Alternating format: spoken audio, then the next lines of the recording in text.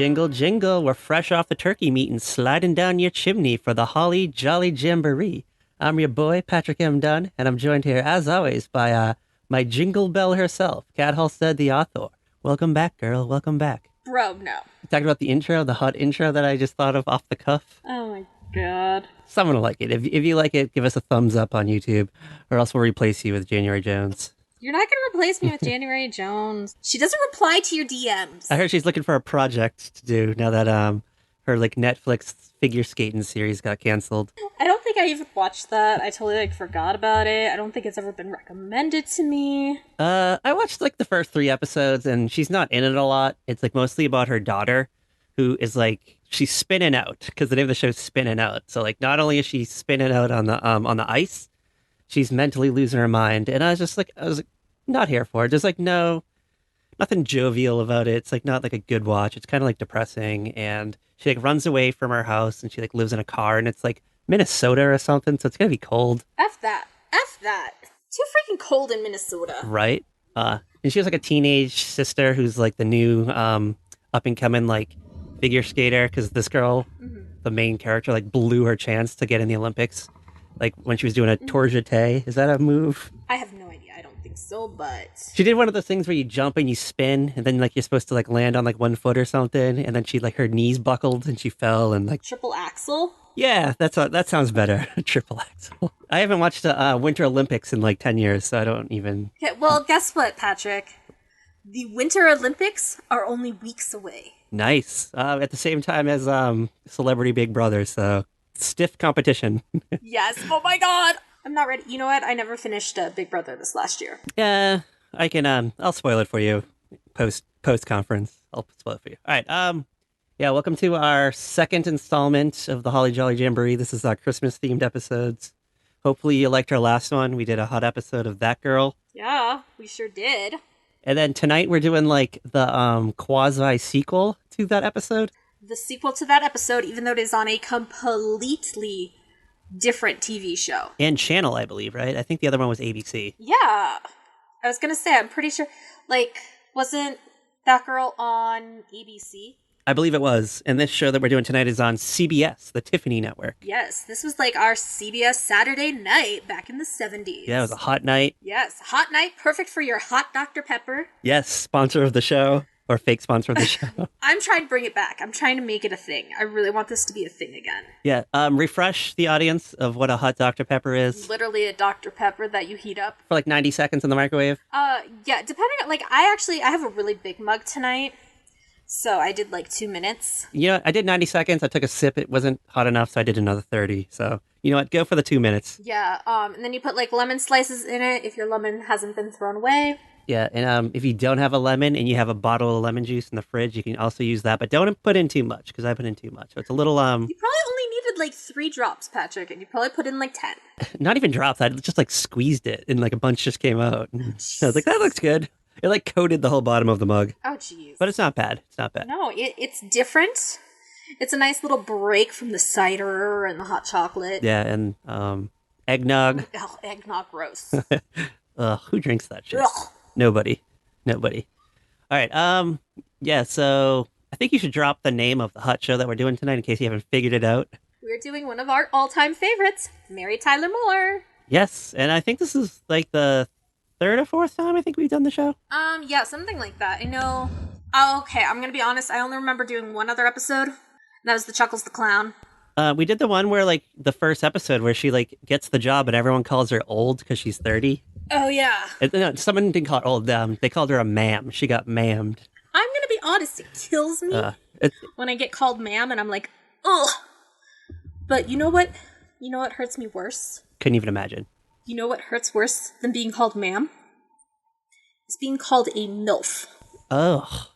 Yeah. Well, I mean, technically, you can't be called one because I know.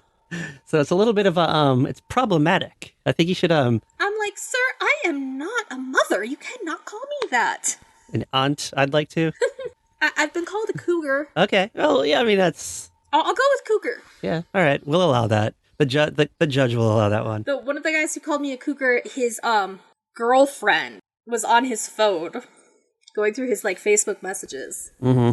and on Thanksgiving sent me a message and was like, leave him alone. And I'm like, I sent him a message that said Happy Thanksgiving. Oh, yeah. You shared this off pod. It was great.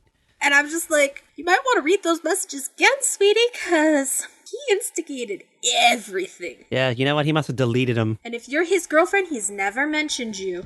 And he and I are just friends. He threw away the receipts, as they say, as the cool kids say. But I just started laughing because I was like, oh, okay. All right. We're doing Mary Tyler Moore Show. It's like a season 1 episode. It's their first Christmas episode. Christmas and the Hard Luck Kid 2. Yes. Yeah, it's 2. Also written by James L. Brooks, who wrote the Christmas and the Hard Luck Kid 1. Mm-hmm. So, I don't know. Shout out to like whoever let him title the episode that, because must have confused a lot of people who might not be familiar with the previous show. Yeah, like I was just reading something earlier, like, if you were reading the TV Guide in 1970 and saw listing for the Mary Tyler Moore Show's very first Christmas episode, it was called Christmas and the Hard Luck Kid 2. Thinking everybody must have been confused by that. Like they missed the previous episode a week before or something, maybe, or maybe it aired midweek. Yeah. Or something. Like part 2 of 2, like a 2-parter. Yeah, I guess that's what people might have thought. Yeah. Oh. But really, it's just kind of like continuation of that girl, but not really. Thematically. Thematic, yeah. This ain't like a trilogy, like an Avengers MCU movie where you have to watch them all in like somewhat of a certain order. You could watch this, and then you can go back and watch Christmas and the Hard Luck Kid 1 and completely understand it. So, yeah. It's not like Mary gets stuck with Philip or whatever the kid's name actually was. Yeah, he comes back. he's like 10 years older. He's like a teen now. He's an intern. He's an intern at WJN or whatever the name of the TV station is. Oh my god. Oh, that'd be great. You know what, James L. Brooke, you should have done that. Want to call you up and suggest you write a third one, even though like half this cast is no longer with us. It would have been like awesome if there was a third one for us. Unfortunately, there's not. On like The Simpsons or something, like maybe it's about like Lisa. Well, like, isn't there one where and I think that's Thanksgiving, where like Lisa misses Thanksgiving because she like runs away because her diorama got broken. That's like the first Thanksgiving one, and it's Bart who actually runs away. Oh, okay. Well, right. Bart runs away. He sees like the homeless shelter on TV, and they're giving out food, so he's like, I'm gonna go to the homeless shelter since my family won't let me have Thanksgiving dinner. Peace out. Well, maybe they could have called it Thanksgiving and the Hard Luck Kid. All right, so this was the season 1 episode. It aired on December 19th, 1970, Saturday night. The hottest Saturday night of the 70s thus far. You want to go back in time and kind of live through the night? I love learning what we would have possibly watched on a Saturday night. Gonna throw this out there. I'd probably watch like maybe 1 or 2 things on this night.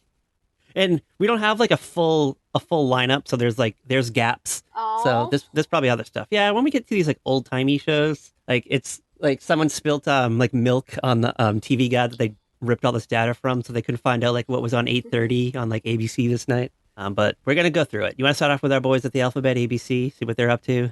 Yeah, what's happening on ABC? All right, we're gonna kick off with a game show at 8:00. Any guesses? What was like big in the game show world in 1970? The end of the year. The Pyramid Show. No. Newlywed Game. Yeah, you got it. Second try.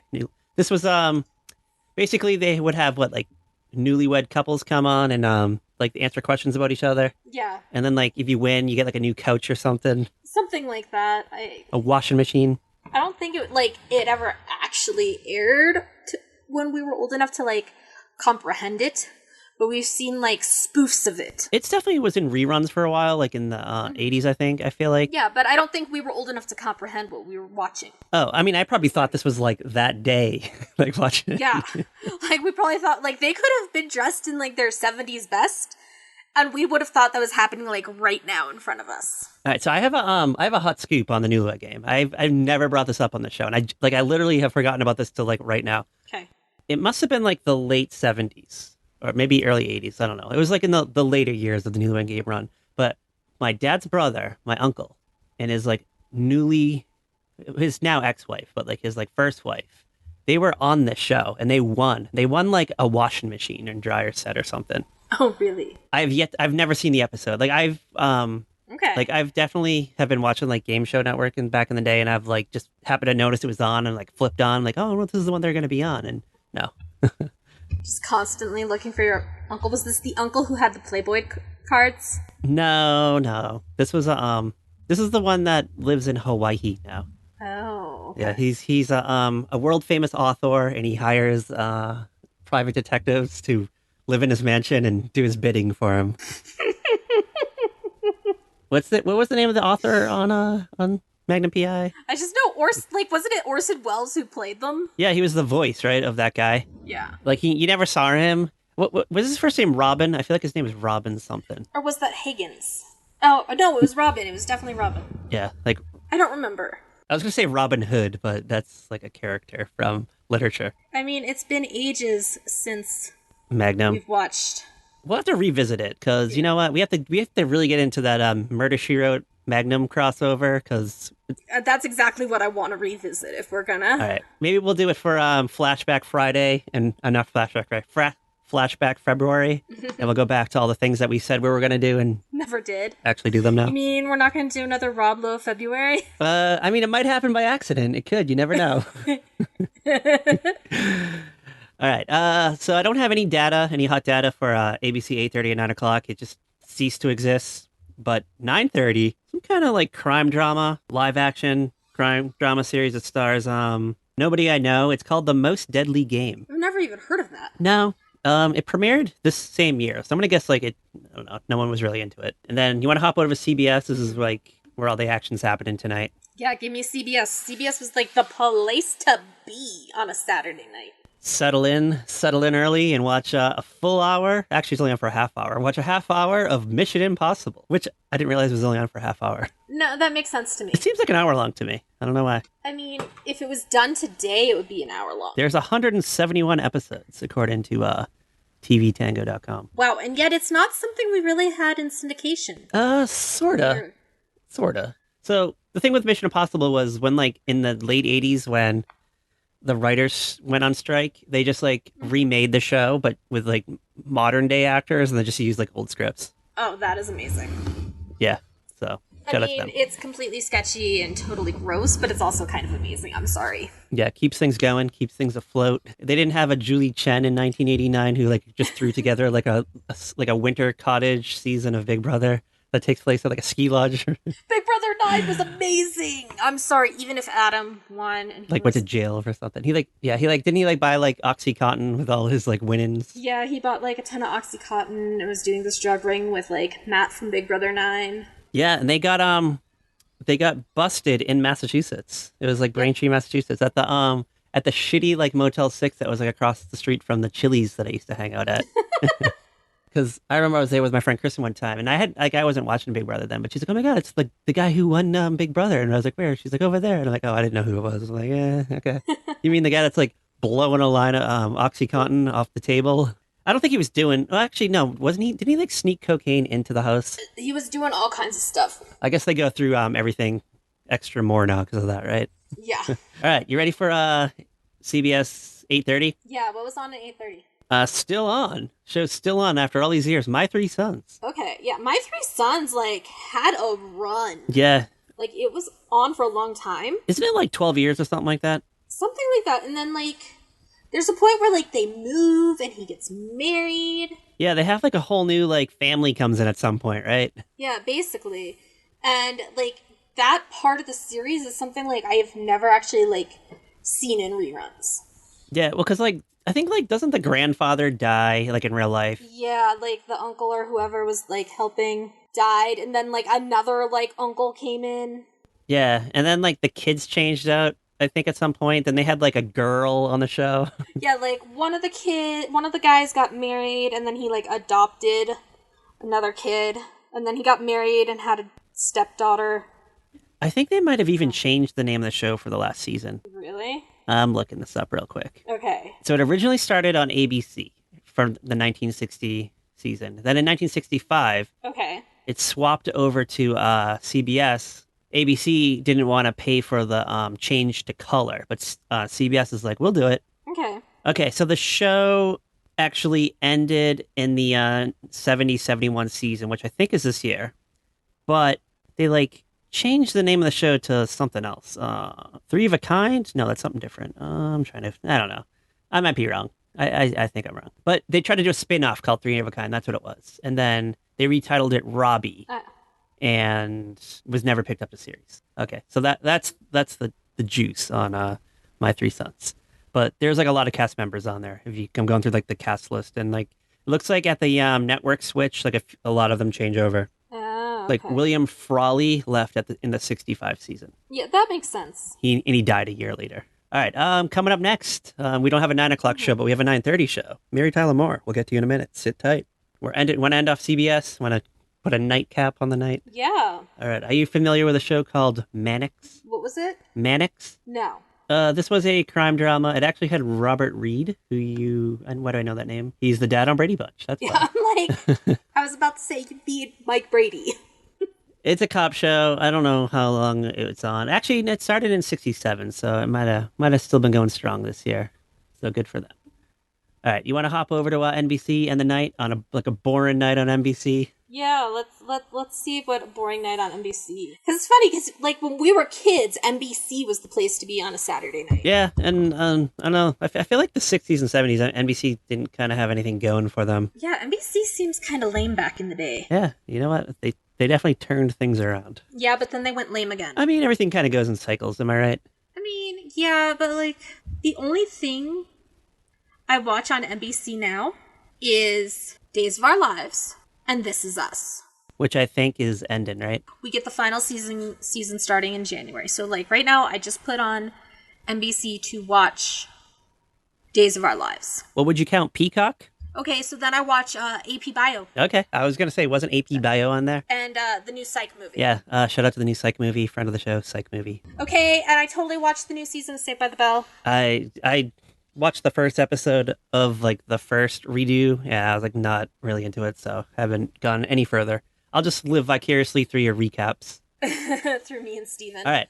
They just really got to get off the whole Zach is a psychopath thing and really look at who the character of Zach was and get rid of the whole like Zach Morris is an asshole thing. Well, that permeates the internet. I really think it's hilarious that like you feel like Zach Morris is this like sweetheart. I'm like, because I've never seen it. I still do not see it. So like I'm like on board with this whole like Zach Morris is trash, like garbage that you don't agree with. But I don't know. It's just confusing to me that it's not apparent to you.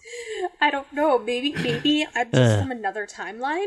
You might be. Because like I might be. Like the episode that we did a few months ago where they try to pretend that Screech is an alien. I'm like, Zach basically was about to sell out his best friend to like the government for like $10,000 to like they're gonna dissect his best friend, and you're like, but see, he's a sweet guy, and I was like, Jesus. Go back and listen to that episode because I just recently re-listened to it, and I still agree. Kat was wrong. Oh my god! You just like saying I'm wrong. Yes, and I also think you are wrong. Whatever. All right, you ready for the night of NBC 8 o'clock? Because we haven't even talked about it yet. Yeah, what's on NBC? All right, the Andy Williams show kicks off the night. Ugh. Okay. And following the Andy Williams show is Adam 12, a cop show that I've never seen, but I am like aware of its work. Not a good night. That's the night of television because that's all the data that's there. I gotta go with a 2 just because Mary Tyler Moore is on. No, I'm gonna give it like a 1 maybe. Like I'm gonna go way low for this night. I mean, even if we're missing data, there just doesn't seem to be enough variety, you know? No, like Mary Tyler Moore gets the 1 for the night. Like that's it. Even though it's a good episode. I mean, maybe there are some Christmas specials on. Maybe Andy Williams has the Osmond brothers doing some Christmas carols or something, but it just seems like a really lousy night of television. Yeah, I mean, I guess it's the Saturday before Christmas. Maybe families are out. Maybe they're going to watch the Rockettes or something. I don't know. Was that around? Yes, but like only for people in the tri-state area. Okay. Maybe there's like a local like production of a Christmas Carol. Yeah, I'm sure there's stuff. It's just Or like a pageant. yeah. Not impressed by the night. I guess it's the end of the year. everything kind of came out guns a-blazing like the previous week. Yeah. And this week they're kind of like, you know what? Like we only got like one more week till Christmas, so we'll just let our heavy hitters like support the night, and everyone else can just take the night off. We'll air a rerun of Mannix. Maybe it's like one of those nights where it's a bunch of westerns and they just didn't. That's just what you're missing. Oh yeah, like short-lived ones, Ugh. like a fucking Bonanza spinoff or something that we don't know about. Some Burt Reynolds show. Hawk. What was it that we talked about last week? Yeah, it was Hawk or something. Hawk. I thought you were saying Pock. Pock. Yeah. I'm like, what the fuck? Where did you get that from? Yeah. Shitty night of television. Sorry. Sorry to like offend anybody that might have been involved in anything that we just talked about, but Yeah. except for the fine folks at MTM. We appreciate you for being the tent pole tonight, supporting this big night, this big night of television. Yes. Although, actually, I'm looking at the like just outside of primetime listing, and Saturday morning cartoon Josie and the Pussycats. I didn't realize this was on like in 1970. No, that totally makes sense because like that's really when like the Vibe and Archie comics were like big and stuff. I just thought this was like way later for some reason, like maybe like 78. Maybe the one when they go to like outer space. Maybe that was like way later. I don't know. I don't know. Who knows? All right. You ready to talk about what I think is probably the greatest thing we've done so far this Holly Jolly Jamboree season? Even though we're like 2 in. I'm like, we're 2 episodes in. Well, We got some good stuff planned. yeah, which I don't remember any of them. So can't wait till the end of the episode where you have to make the announcement. What am I gonna do with you, Patrick? As we aforementioned, we did Christmas and the Hard Luck Kid 2, and this is like Mary's first year, like Christmas time at her new job, which is like a nightly news show. Yeah, so Mary is new at WJM. Yeah, She's been there for a few months. So she's not like super new, but she's only been there a short time. She hasn't been there for a full year. So she doesn't realize how certain things kind of work. She's an optimistic young woman. You know, she's just, you know, thinking the best things could be happening. You know, that's the way you got to do it. That's the way to manifest the good into your life. yeah, she's got a good vision board at home. Oh, totally. Her 1971 vision board is ablazing right now. Oh, sure. I don't know. What do you think's on her 1971 vision board? Bell bottoms, Nice pantsuits. maybe like a nice jacket, like with a like a puffy, like a those little like Eskimo puffy type hoods. Well, I mean, she has a fur coat that we see her in the opening credits. That is true, but you know what? I feel like that's like an old staple. Like she's had that for a few years, and Yeah, that was probably like something she got for like her 18th birthday or college graduation kind of thing. she held on to it. Well, it's a fur coat. I mean, yeah, I guess you're right. A good fur coat is gonna last you forever. Yeah, she probably puts it in storage. Like she pays for it to go somewhere over the summer. Yeah, it's probably like in storage, properly taken care of, unlike my fur coat. Did you hold on? Time out. Did you just say a good fur lasts forever? Yeah. You should write copy because that sounds great. That is not what I thought you stopped me for, so. Like it was just kind of like ringing in like side my brain, just kind of like bouncing back and forth off my skull. And I was like, wait a second, like that's like some Peggy Olson like suggestion, a line of copy like in one of those like focal group things that they do sometimes, and they're like, oh my god, that's brilliant. We're gonna hire you to write like on the desk for like an hour a day, and she gets to like go and hang out with the big boys. But yeah, like a fur coat's not something you just wear like 1 year. It's the kind of like basic item you wear for many years. When you have one and you're not in danger of getting red paint thrown at you. Yeah, good fur is forever. Exactly. Well, I feel like 1970 was a different time. Like I feel like there wasn't a lot of people. I mean, I'm sure there were, but like I don't think it was like as commonplace today. And Oh yeah, I mean, we're in Minnesota. you're not getting covered in red paint or glitter bombed or anything for wearing fur back in 1970. Yeah, and we're in Minnesota, and the paint would probably freeze Before it even came out of the bottle. Like you'd have to like see somebody walking down the street and get like tell them to stop, like run home back to your like warm apartment, grab the paint, like get back there really quick. Hopefully that person's still there with their fur on, and then like splash it with it. Yeah, so So it was like a whole project. just not worth the time. No. So it's the Christmas season. We're probably about a week out from Christmas, and Mary has decorated her desk Yep. and decorated the office a bit. She's got her like Hummel figurines that like she still has it like in the drawer that she hasn't put out yet. Yeah, she has. Okay, this part like kills me. Is that she has a nativity scene to put up in the office.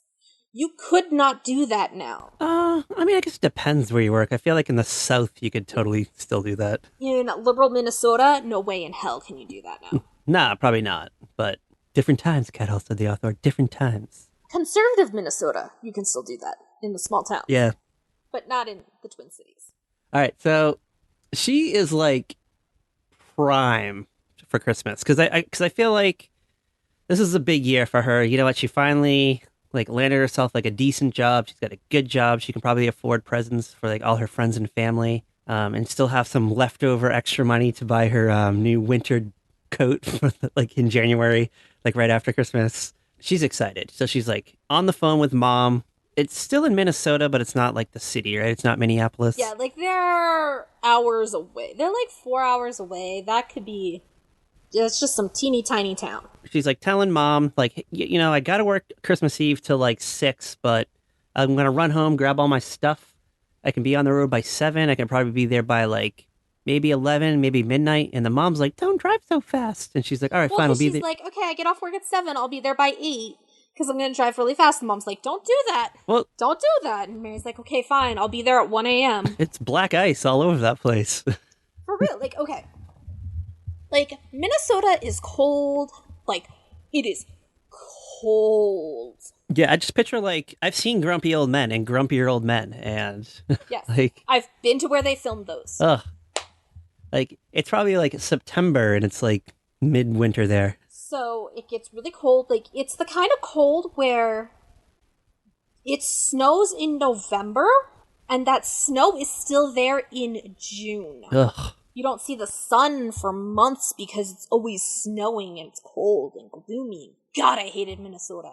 And then plus, like, I'm thinking of like cars from the 60s and 70s. They probably didn't have like the good tires that we have today. Right. So they probably like, and like, I feel like the cars were bigger and heavier and bulkier, weren't they? So they didn't like turn good and stuff. Oh yeah, I And can't. stop good. Like, okay, I remember talking to like these old guys in Minnesota one time who had been there like their whole lives, and they're like, oh yeah, like if it really snows, you got to put like a flag on your car so people can see you coming down. Because the snow will be like piled up so high that it'll just be basically be like 2 little tunnels for you to drive through. Like, can you imagine? Ugh, no. No, thank you. No, thank you. I will gladly take Colorado where, yes, it will snow, but it'll be gone the next day because it will melt because of the sun. I mean, heck, today it is still November when we're recording this. It was like almost 70 degrees out.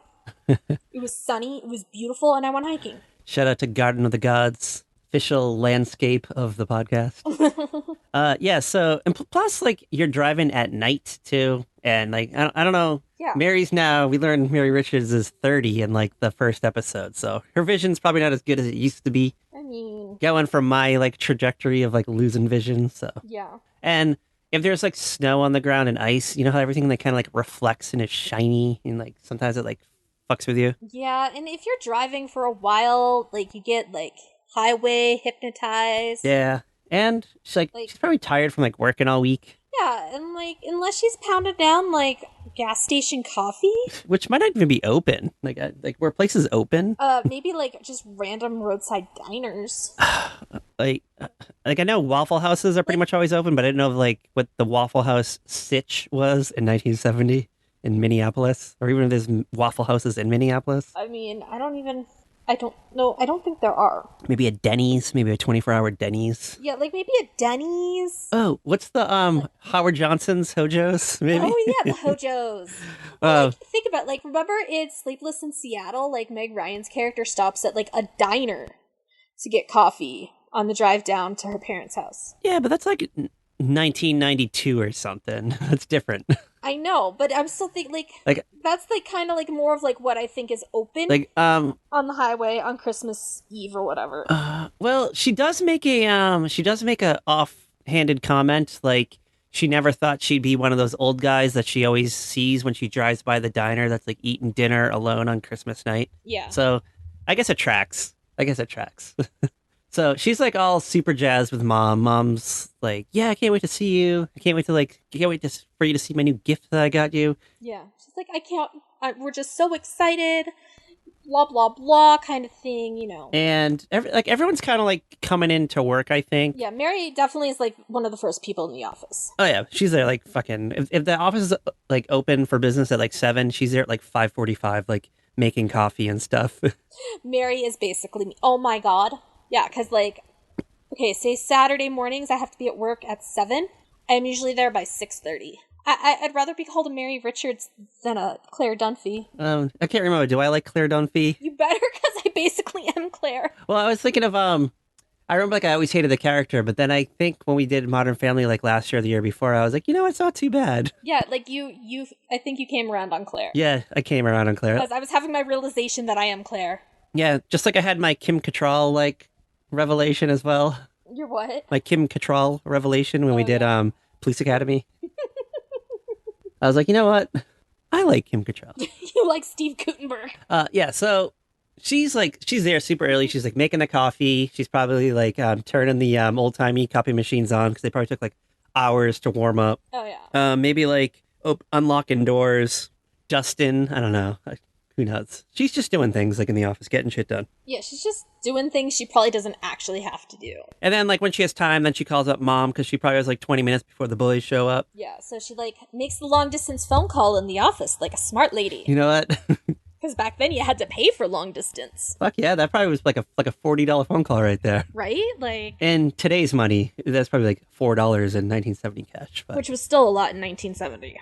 So all the guys are coming in. Lou comes in, Murray. They're all kind of like just kind of listening to the tail end of his convo, and they're like, "Oh, she doesn't know." Yeah, it's super awkward. Yeah, because she totally thinks she's just gonna have Christmas Day off. She gets off the phone, and like Mr. Grant like comes out of the office, and he's like, "Hey, Mayor, I think you and I need to have a little chat."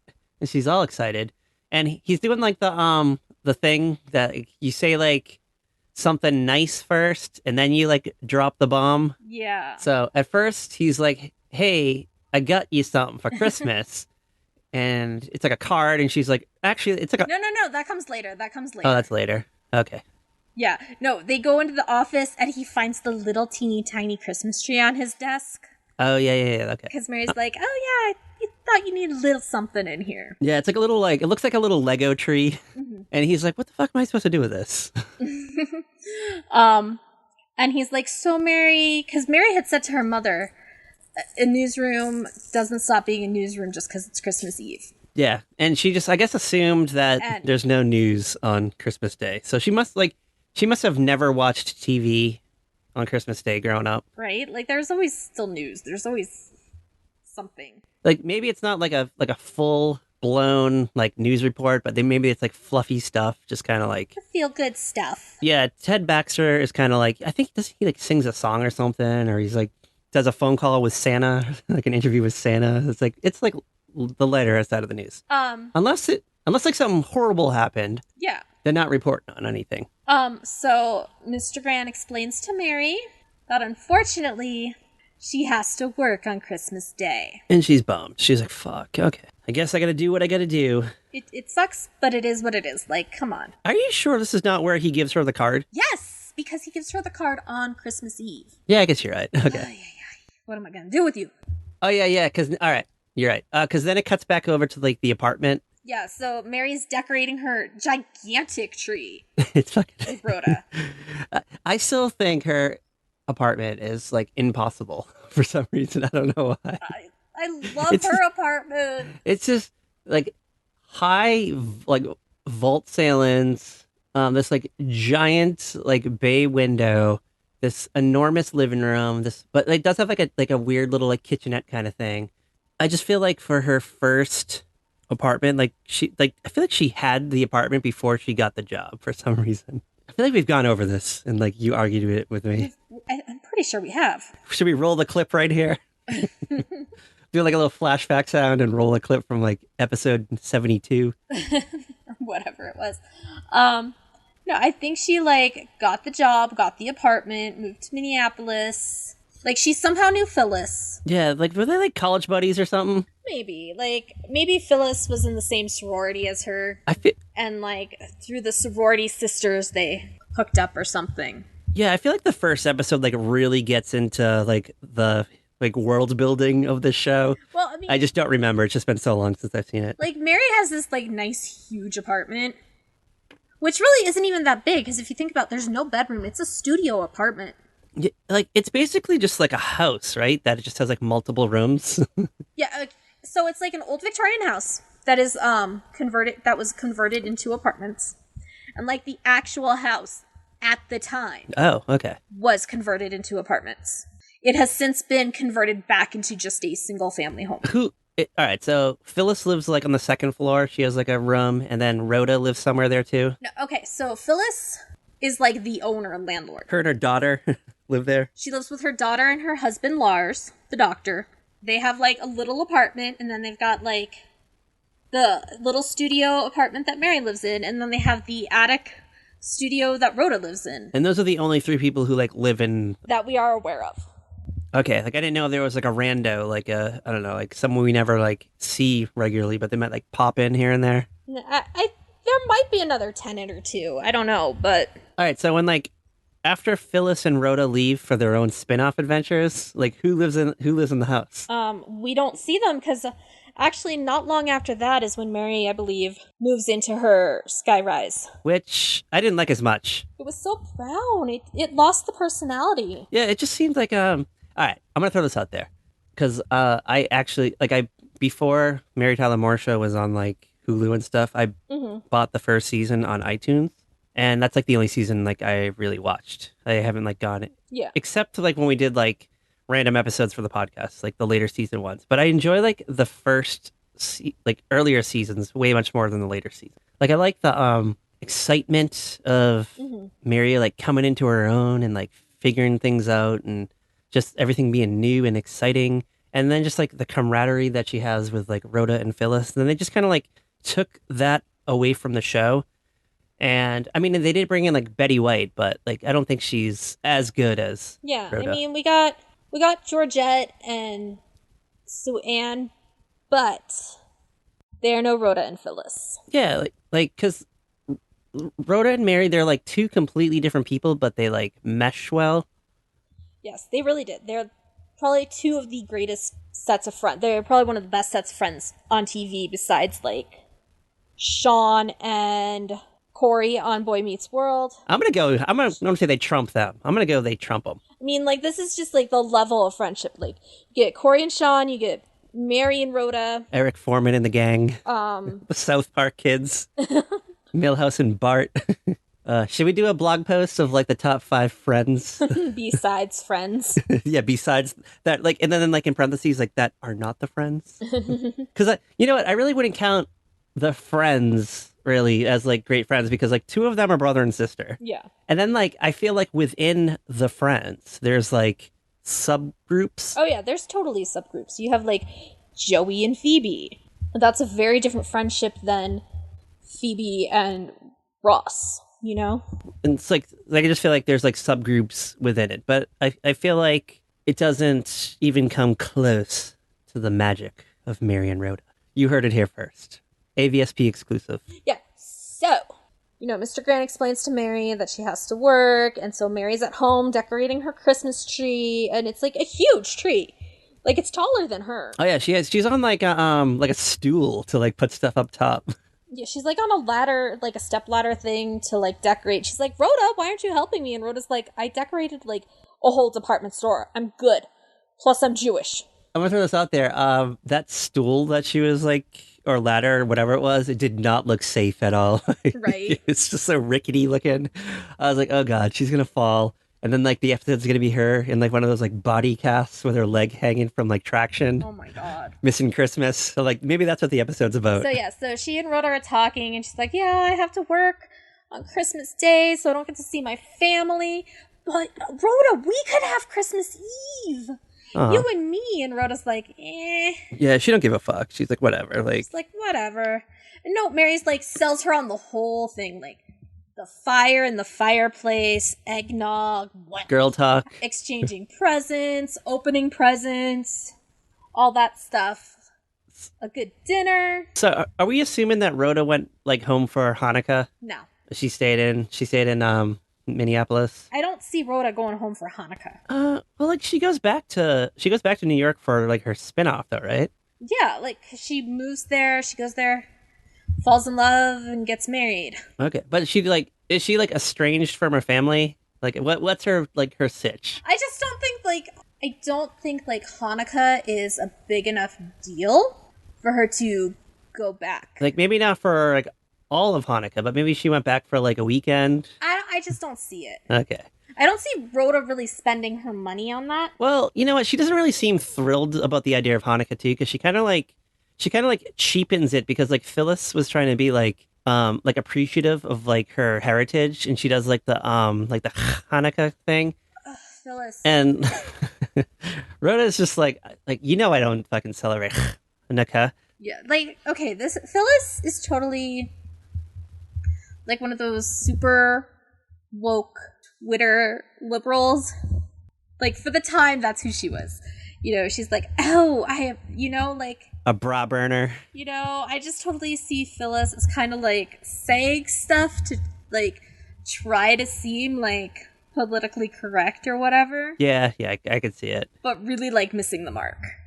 I'm just gonna throw this out there. Phyllis was like kind of not really. I guess maybe like since she married up, like she married a doctor, Yeah.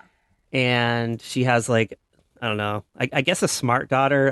We don't really know much about the daughter. She like pops in here and there, but Yeah, Bess pops in like once in a while. Like, apparently she and Mary hang out a bit, but we never really see it except when we need it for an episode. I feel like Bess is in like the first like 2 episodes, like an uncomfortable amount of time, and then like you don't see her for a while, but then she might like pop in the apartment and be like, "Hey, Mary, we gonna go jump roping or something?"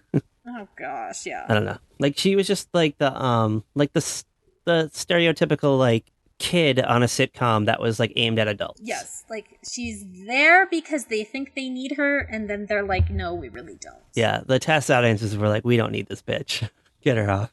It's like the son on Maude. Oh, I still I haven't binged Maud like you have. Like they mention him all the time, but he's like he'll come down the stairs, he'll say a line, and then he'll go back upstairs. Okay. It's like kind of like DJ Connor, where he comes in, like shouts his lines And then runs away. and runs away. Like they didn't hire a good actor because they never intended him to be like part of the show. And now it's like 30 years later, and it's like, oh shit, we still need him to like participate in this, and he's still not good. I mean, to be fair, they didn't hire a good Becky the first time either. They did not, but you know what? I'm gonna throw this out there. I think original Becky, has like grown on me like over the years. I'm still just not happy with the trajectory they went with Becky. I'm just not happy with the trajectory of the whole fucking thing. And I'm sorry, I don't like the whole like Andy and Jerry not existing thing. That bugs the heck out of me, especially for Jackie. I feel like Something dark happened. why would we pretend Jackie doesn't have a kid? Like, I would much rather have like Andy like show up at some point and everybody be like, oh, we were just going along with Jackie's crazy idea that you didn't really exist. I just maybe got like super into something weird in like the early 2000s, because they were probably like between like 10 and 15 at the time. I don't even know like how old they were. I'm probably like way off on my age. It's a TV show. Who really knows ages? Yeah, something weird probably happened, and they were like, we don't talk about them anymore. All right. Yeah. So it's Christmas Eve. Well, no, not Christmas Eve, but they're like planning the Christmas Eve. They're planning for Christmas Eve. Mary gets Rhoda like all excited. Phyllis pops in to hide presents from her kid and her husband. Yeah. All right. So this is great. So she gets her daughter like this giant doll, which must have been the craze, and then she gets her husband, the doctor. He also gets him a doll, but it's like a transparent doll with like organs that you can take out. Yeah. But Rhoda and Mary think it's for Bess at first. So they were like, oh, you should have bought that for your husband instead. And she's like, I did. Yeah. And what did he get you? She's like, oh, he let me pick out my own present, so I went with cash this year. Yeah, good for her. Good for her. You know, Okay, Phyllis. she's playing it right. She's playing those cards right. Get yourself what you want. Yeah. You know what? What do you think she went out and bought? She probably, you know what? I feel like she probably like is waiting to see what jacket Mary's buying, and then she's gonna like one up it. Oh yeah, 100%. Like if Mary gets like the fucking Nordstrom rack fucking like top notch jacket, like the hottest fashion that winter, she's gonna I don't know, she's gonna go to like the better store that's across the street and get the jacket that costs like an extra 500. Yeah, she's gonna try to one up them because she's just a little bit better than them. When really, Phyllis, your job is to get money from them once a month and to fix shit that goes wrong in their apartments. And does she even do that? Probably not. I mean, she probably like knows a guy who's like an electrician, like a plumber, maybe. Oh yeah, she probably has like a handyman. Yeah, and it's probably like like the name, like it's like permanently written by her telephone. Like a one man does all kind of thing, jack of all trades, master of none. Yeah. Kinda. And he's probably like not that good like with radiators, but he does it anyway. And then he like fucks it up. So then like they're cold for a while. Like the house is not heating for as good. Yeah. Maybe there's like faulty wiring. Poor Brodo is probably freezing to death up in the attic. Like I keep thinking about that because unless they insulated like the ceiling tile is good, like she's gonna be freezing her fucking titties off up there. All we see is like the wood, like her little apartment is like a pink attic. Yeah, like we don't see it often, right? It's like on the top. Don't. Yeah, it's like. But it's like tiny. Is it like a room, like a tiny room, like a phone booth size room? Yeah, it's like a tiny room. It can fit a bed, Just barely. like a dresser. Again, just barely. Poor thing.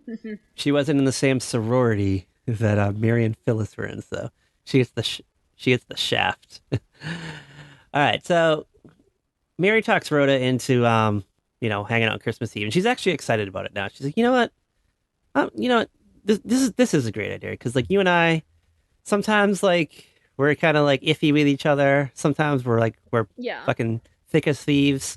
Whatever writer's writing for us this week. But I'm really excited about this, and they're like great, and they're like I don't know, like planning like what they're gonna eat, and like now they're gonna get gifts for each other. And then like Rhoda is like a competitive person, so like she wants to know what Mary's gonna get her, so she can like one up her because that's how she rolls. And Mary's like, I can't tell you. You're just going to have to wait to find out. And she's like, okay. So Rhoda just runs back to her like department store job and like picks out the best gift ever, which we'll get to in a few minutes. So we cut over. It's now Christmas Eve, I guess. Yeah, it's Christmas Eve in the office. They're just working away. Ted has made records for everybody of the best news stories of the year. Like, I wonder. Well, I guess like they know it's like sound engineers, so like they must have found someone to like press it for him. Yeah, that's actually who he says he had the engineers make it. I might have missed that line, but I was like, wow, that is a really elaborate thing to like throw together for like office people that you probably don't like that much. I mean, they definitely don't like Ted that much to listen to this. It's probably like totally the thing that just sits in the record collection for like 20 years, 30 years until it's time for the 100-mile garage sale one year. And the grandkids are like, we got to get rid of these. Yeah, I can picture it. It's like 2007-ish. Murray dies. Murray passes away. And they're doing like an estate sale. And like the grandkids are like going through the fucking attic. And they find like his whole box of vinyl. And then like they're going through it. And like some, like, you know, maybe they see like a Stones record in there. Like a Beatles record. And then there's like a decade-long collection of the best of Ted Baxter. Yeah, and they're like, ooh, I wonder what this is all about. So they like pop it on. Cool, because they might like know the name from like stories, listening to Murray talk about Ted. And let's be real. Murray probably, like, they probably know Murray wrote for the news, so they're probably thinking Murray wrote these stories that Ted is reading. Oh, yeah. And they're going to do like a listen-in party. Because they're like, I'm just picturing like hipster grandkids. Oh yeah, totally. 100%. 2007. They're going to listen to the new White Stripes record, and then they're going to follow it up with Grandpa's best written lines for Ted Baxter. I don't know. I just picture like maybe he's like kind of like a known name in like Minneapolis. Oh yeah, he was probably like a local legend. There's like a statue in this town center.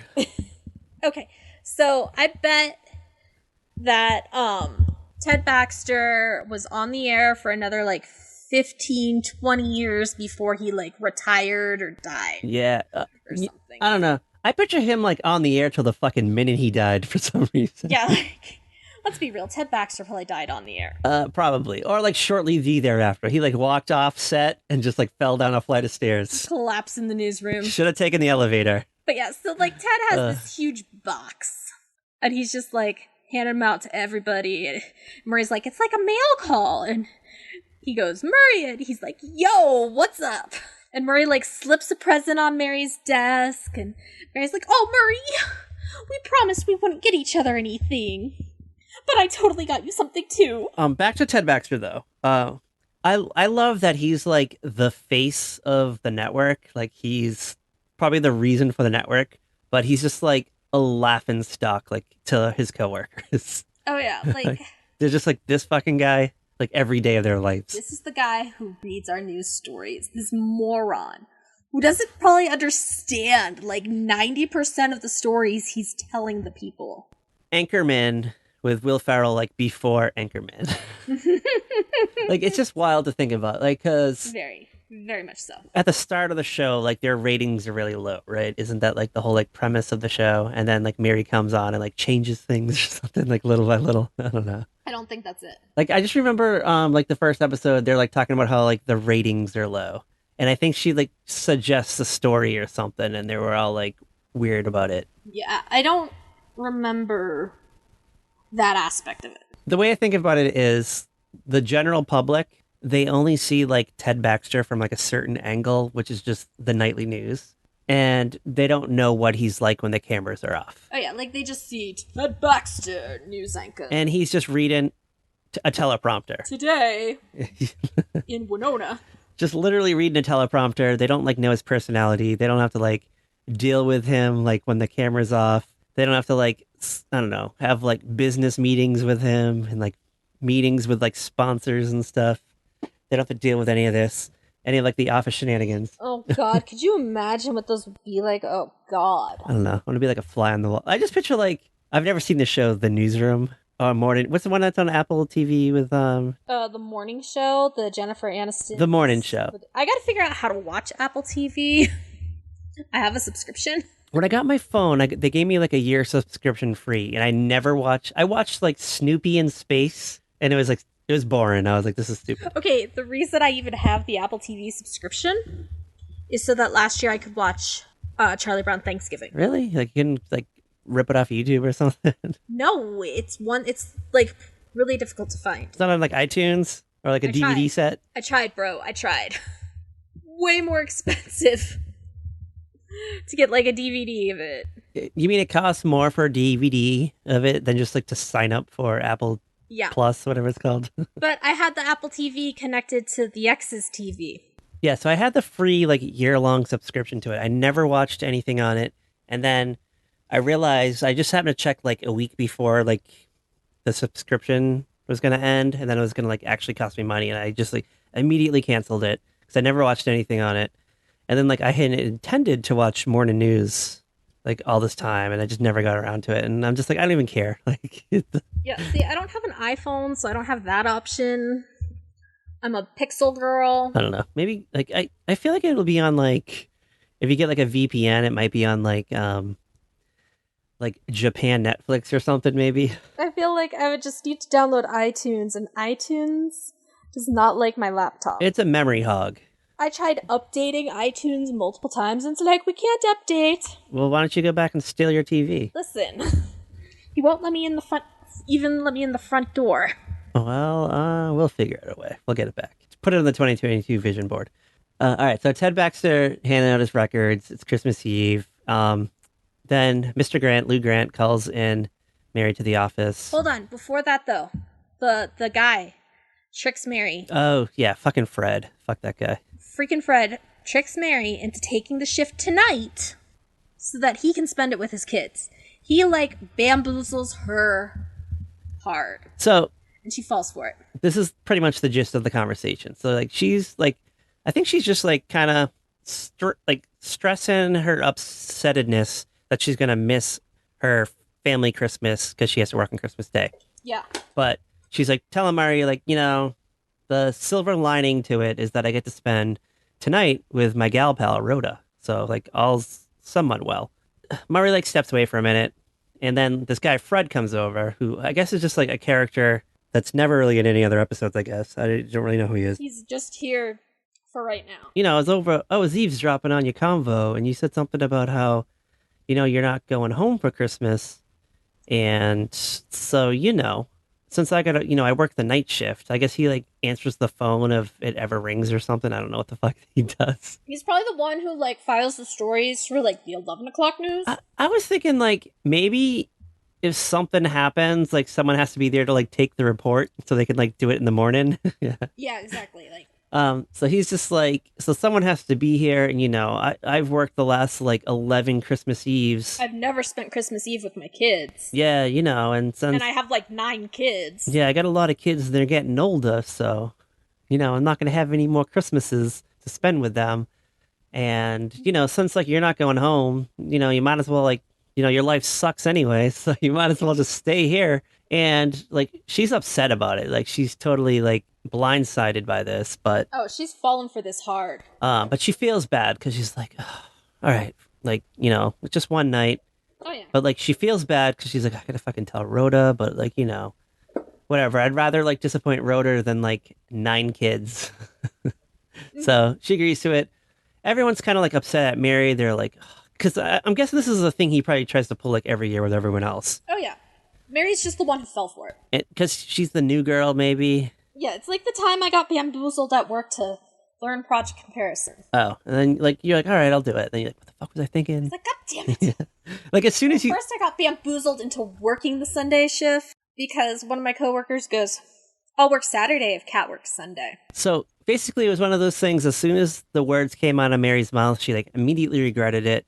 But like it wasn't take backsies. The take backsies rules wasn't in effect. Oh, there was no way she could take that back. That man was like practically out the door. She's like, oh my god. And then Mr. Grant like calls her into the office and gives her a card for Christmas, and she starts reading it, and he's like, you don't have to do that. Yeah, well, it's like the Hallmark like dialogue that's like the normal like sappy shit that's in a card, and he's like not emotional connected person, so he's like, please don't like read this to me. Like this is literally like a card that I just grabbed out of the fucking bin on the way here. There's probably like a gift shop downstairs. I think Mr. Grant actually like read the card. You do? You think so? I think so. I think he did, just to make sure he didn't get anything like inappropriate. Oh, like sexual? Yeah.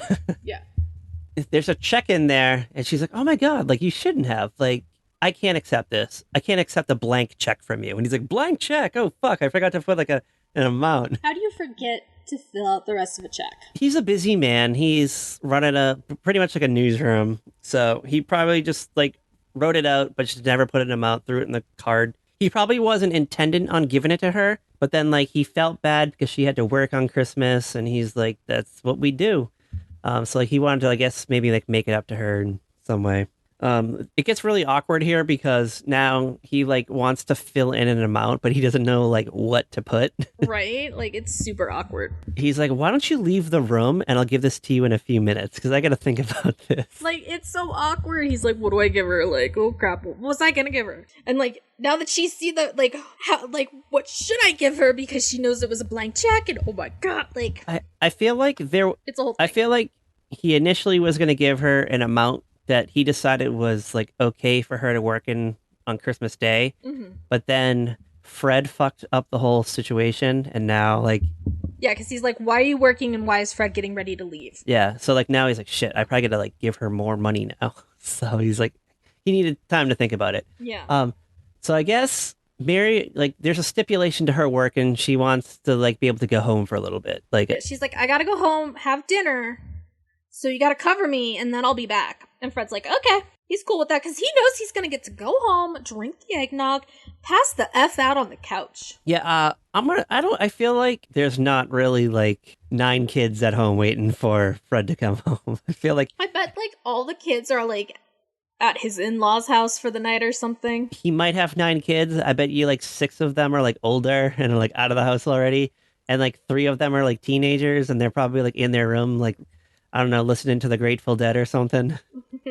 Whatever was hot at the time. I just figure, like, if they are young kids, The mom has, like, wrapped them all up. They're, like, at her parents' house for the night or something. Well, yeah. Well, because they literally like woke up that morning thinking their dad was gonna work. Exactly. So And like, he's like, yes, I have the house to myself. so like, I feel like even if walked away from Mary, like went to the phone and like called up his wife, she was probably like already on the way to wherever she was going to, or at least like at the very least like getting ready and like didn't pick up the phone. The kids probably didn't pick up the phone. Yeah, they're probably like, whatever, it's Christmas Eve. Who's this crazy person calling? Yeah, he's gonna go home and watch the WPIX log and just pass out in his boxers Yes, exactly. on the couch with I don't know, a bottle of fucking Jack or something. So Mary goes home. She makes peanut butter, no jelly, just peanut butter No, sandwich. no, no. She makes peanut butter and jelly. Does she? I thought I just saw a jar of peanut butter. Yes, it's peanut butter and jelly.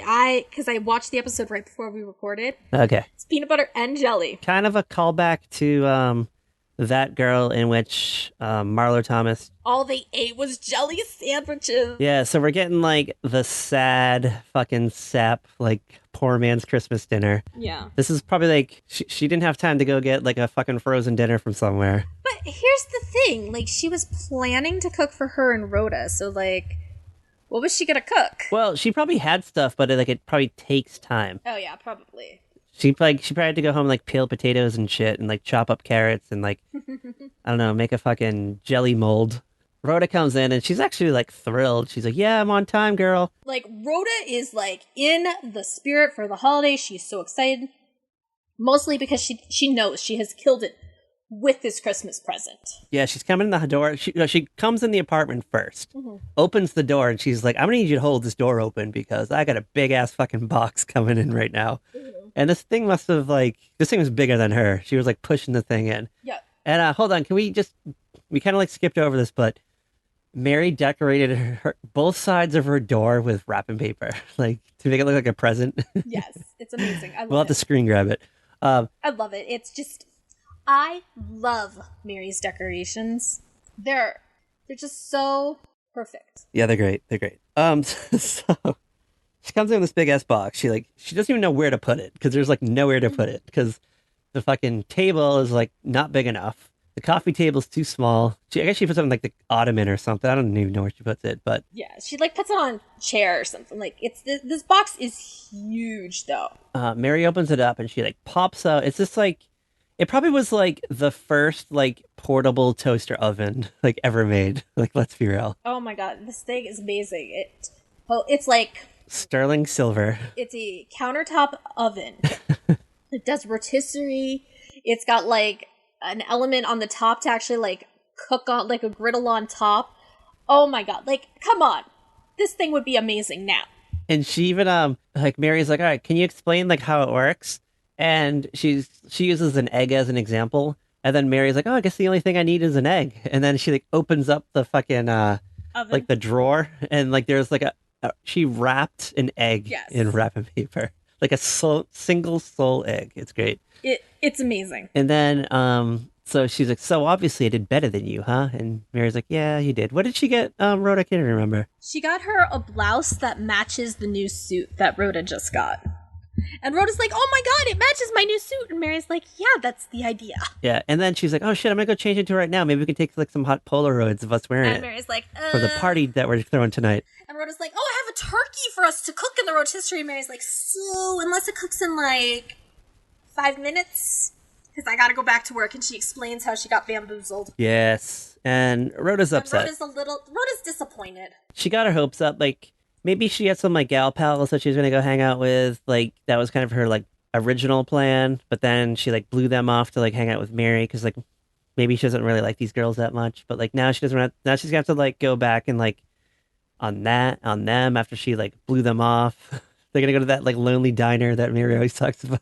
She's gonna end up like hanging out with Phyllis and Lars and Bess. Oh yeah, that's gonna be Even boring. worse. Let's be real. So Mary goes to work. She gets there. Everyone's pretty much like leaving, getting ready to leave for the night. They're putting on their little like Christmas hats and their cane and whatever. What the fuck they're doing? It's 1970s, so they're still like, these guys are still like wearing hats when they go out, not baseball caps, like actual hats. Yeah, like a brown round brim hat, Yeah. like the fucking matching jacket, like a fucking like a cane. Like I feel like Murray had like a walking stick for some reason. I don't think Murray did. I feel like if anybody did, it was Ted. Yeah, probably Ted. So they all like kind of like leave like one by one, and like Mary's like, all right, well, I guess it's just fucking meet at midnight, and like she doesn't know what to do. She's just kind of like Yeah, because I mean, sitting around. there's nothing for her to do. Yeah, well, and like Ted even offers to like, not Ted, Lou even offers to like stay for a little bit and like catch up on paperwork, and she's like, no, like you got your shit to do, like it's fine, like I'll figure it out. So they like leave, and we kind of get like, I guess it's like a short time jump. It's probably like an hour or two later, maybe. And she's just like kind of like sitting at her desk, like I don't know, singing Christmas carols or something. Yeah, I feel like whatever paperwork Mary might have still had to do, she finished it in like 15 minutes. Yeah, she probably finished it faster than she ever would because like no one was around to like interrupt her, and like the phone wasn't ringing and stuff. It's like when I'm at work, all the coaches are gone, and it's just me and operations, and I can just like focus You can just get shit done. GSD. half the time. Then when all the coaches are there, still asking me questions, and I'm like, why don't you guys do this? She's just kind of like twiddling her thumbs now. And then there's like a radio, like a ham radio that just goes off, and it's like, Fred, are you there? It's me, like Charlie, Christmas Charlie. And she's like, who said that? So she like goes over to the radio, and I guess like Fred and this like guy who works over at the transmitter station have this like weird like ham radio relationship with each other. I mean, isn't that basically our relationship, Patrick? That is true. That is true. But Like, you're like, this weird, I'm like, basically us. yeah, but it's like a voice communication between two people, like over like ham radio. Yeah, I mean, in 1970, there was no AOL. That is true. So this guy at the transmitter station is like trying to talk to Fred. He like finds out that he was going to tell a dirty joke to Fred, and then Mary's like, well, why don't you tell me the joke? And he's like, I can't. He's like, all bets are off. Yeah, I just can't do it. And then he's like, well, you know what? The transmission station's closing up. It's time for me to go home. And he like signs off, and she's like, oh, it's just me again now. Because she was like kind of excited about like the prospect of like talking to this guy on the phone, not the phone, on the radio. Yeah, like, she was like, ooh, there's somebody, like, to talk to. And then, like, nope, sorry, girl, not really. She then like starts hearing this like noise in the hallway. It sounds like the elevator opening up and like footsteps. But she's supposed to be, like, the only one on the floor, and the night watchman isn't allowed to leave his post downstairs. Yeah, it's like first level. So she like freaks out. She puts a chair in front of the door, runs to the phone, calls up Rhoda, and she's like, oh my god, Rhoda, like there's someone coming like in the like down the hall right now. She's like, should I call the police? And she's like, no, well, like, are they gonna believe me if I say that like I heard an elevator door open up, an elevator door ding? So she's like, I just want to like say goodbye to you, and like I'm sorry that I blew up Christmas, but I'm about to be murdered. She like hangs up the phone, and then like you see like the shadows like through the glass door, Yeah. and she just kind of like shrivels up in fear. And then like the door busts open, and it's Ted, Lou, and Murray. And they're like, Merry Christmas, surprise. Yeah, they've come to surprise her and spend Christmas Eve with her. Now, okay, Makes sense. Ted has no family. So I can see Marie has a wife and many children. We learn it's after midnight, though. It's almost, no, it's before midnight. It's late. It's getting close to midnight. It's late, yes, because it's late, but they still have like a half hour before the like station manager or owner or whatever calls to wish the person working Christmas Eve Merry Christmas. Oh, yeah, that's why. All right, because, all right, so this is what I think would happen. When they were leaving the office that day, they probably were like, maybe they all bumped into each other in the lobby and they like felt shitty. Maybe they're on the same train going back home together and they felt like shitty about it. And they're like, all right, how about we go home? We take care of all that Christmas shit. We'll just tell the wives that we have to work tonight, and we'll come back and we'll have a party for Mary to make her feel better about this. They're like, all right, that'll work. Lou, Murray, they put the kids to bed, and I don't know, they head back to the station, and I don't know, it sounds like they were gonna like throw like a wild party though. Yeah, and then no, they're just gonna work for like half an hour and then maybe go to like a bar. like a Chinese restaurant that's still open late night or something. Something. A quote unquote tea room, I think that they used to call them. It's like a place it's like a place where like Don Draper goes to write like copy like late at night. You know, I think like there's got to be like I kind of wonder about Lou's divorce because there is a point where it seems like making Mary happy is more important to Lou than making his wife happy.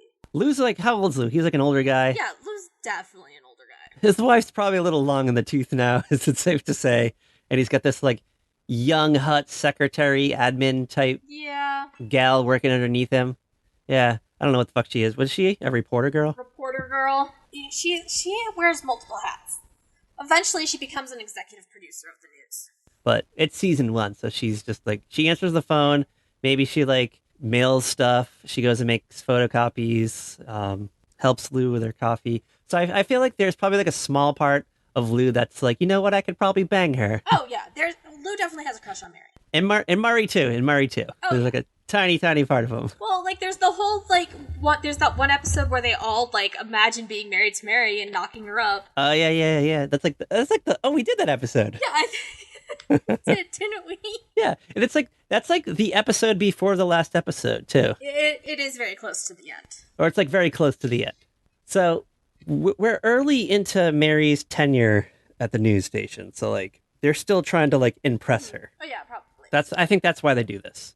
But they tell the wives they have to go back up and like catch up on like I don't know some crazy like end of year like inventory or something they have to do. That's like my bet. Yeah, I could see it being like, oh, we gotta go. There's like some breaking news, Oh yeah. and we're the ones on call.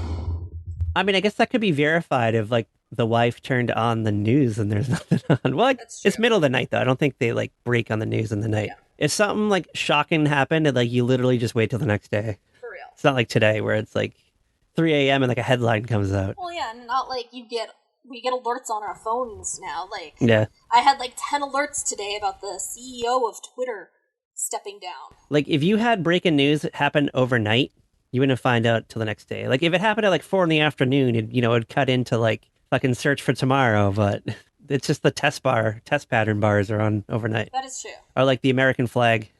I guess Rhoda calls back. Like one of the guys picked up the phone and she's like, Ted answers the phone. Ted answers the phone. he's like, and he's like, "Am I the murderer? What?" so like Mary's like, oh shit, I forgot. So she like grabs the phone from Ted and she's like, oh yeah, the guy surprised me. And she's like, you should come down. We're gonna like have a big ass party.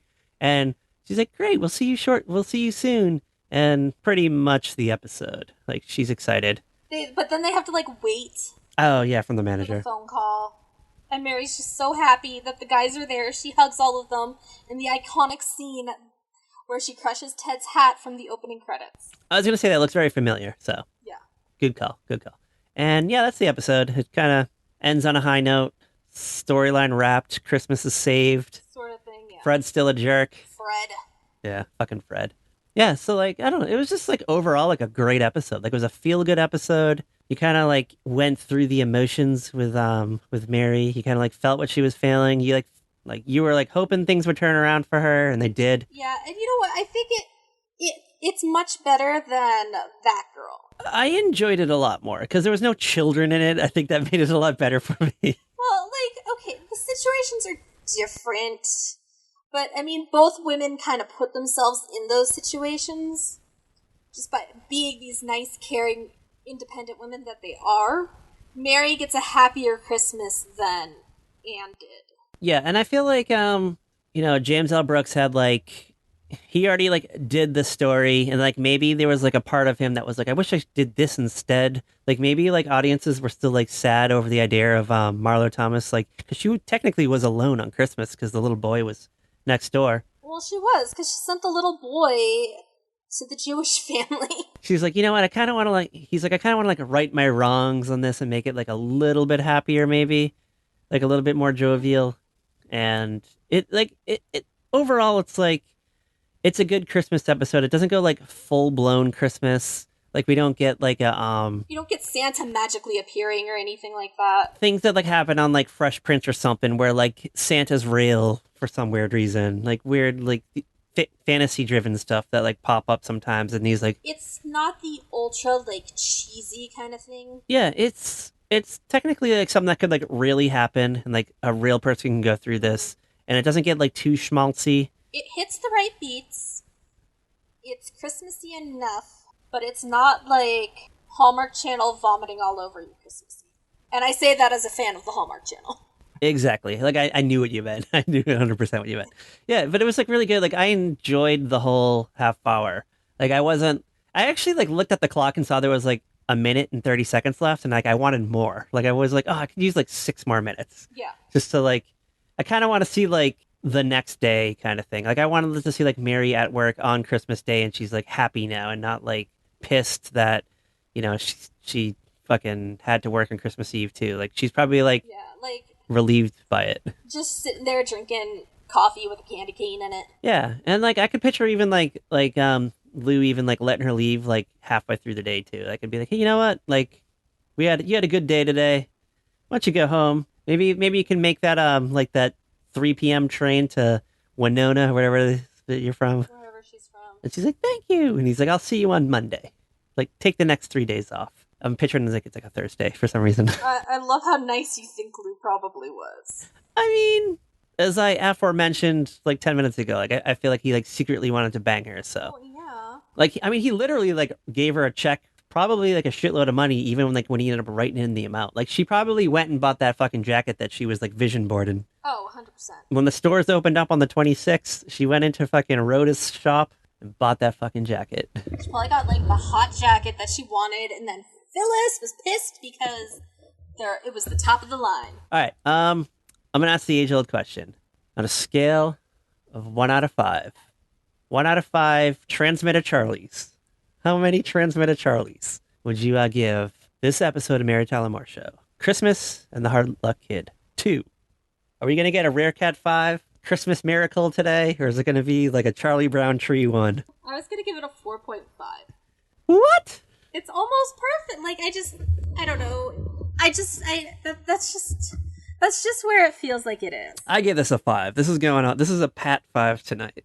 This is like Okay. This is a blaze, and this might be the greatest Christmas episode of a TV show of all time. Wow. I'm gonna go as far as that and say it. I might have to start listening to all our other Holly Jolly Jamboree episodes and see what you've rated stuff before in the past. I'd like to know. Let's make a list. Make a list, and we'll put it on the blog. Add it to the blog. Like, when did we even start rating stuff?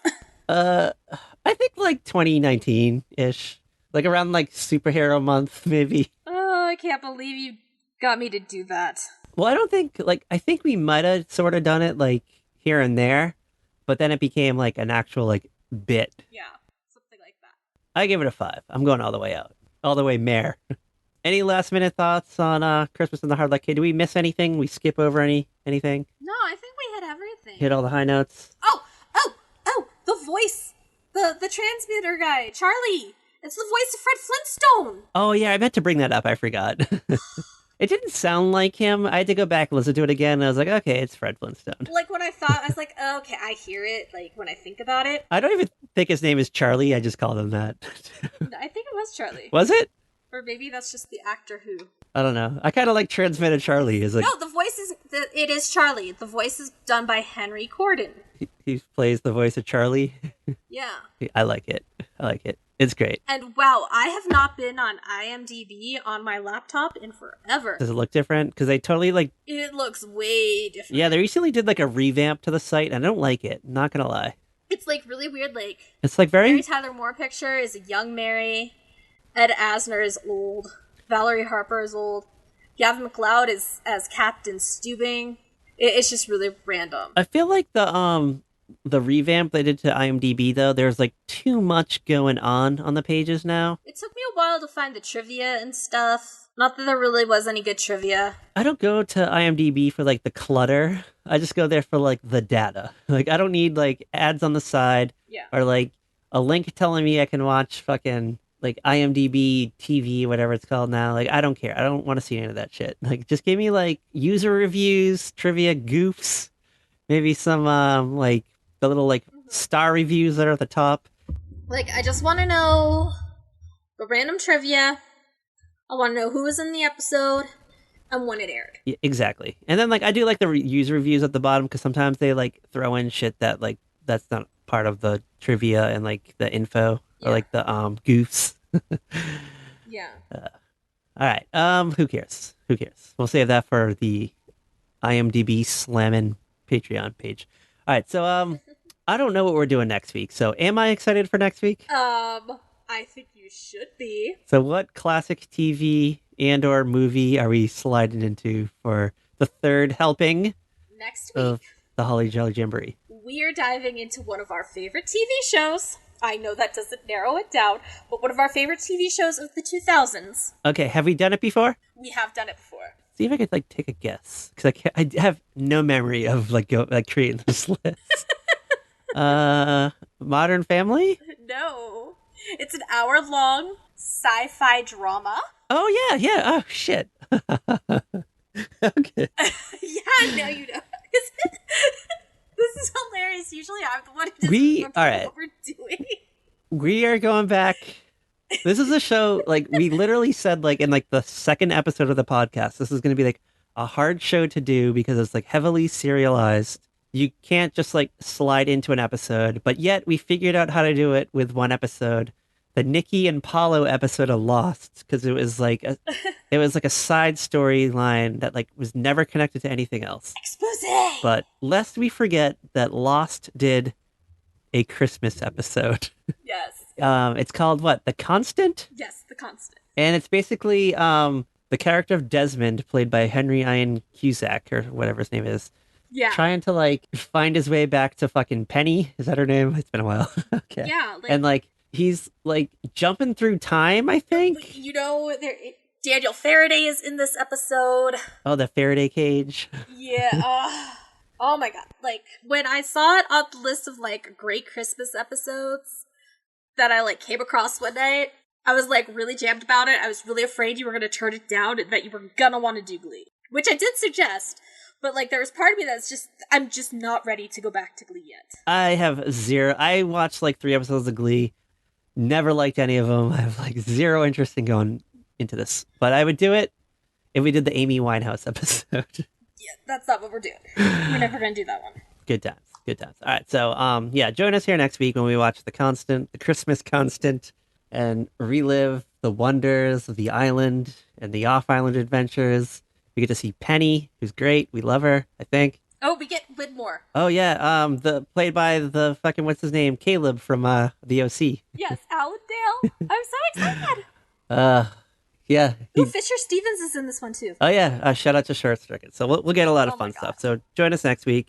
And where can you follow our Wild Ass Adventures Guide? Also, the author. Where can you follow us? You can follow us on Twitter at Very Podcast. You can find us on Instagram, Facebook, Tumblr at A Very Special Podcast. Do not accept imitations. You can find us on averyspecialpodcast.com, saltyrockmedia.com.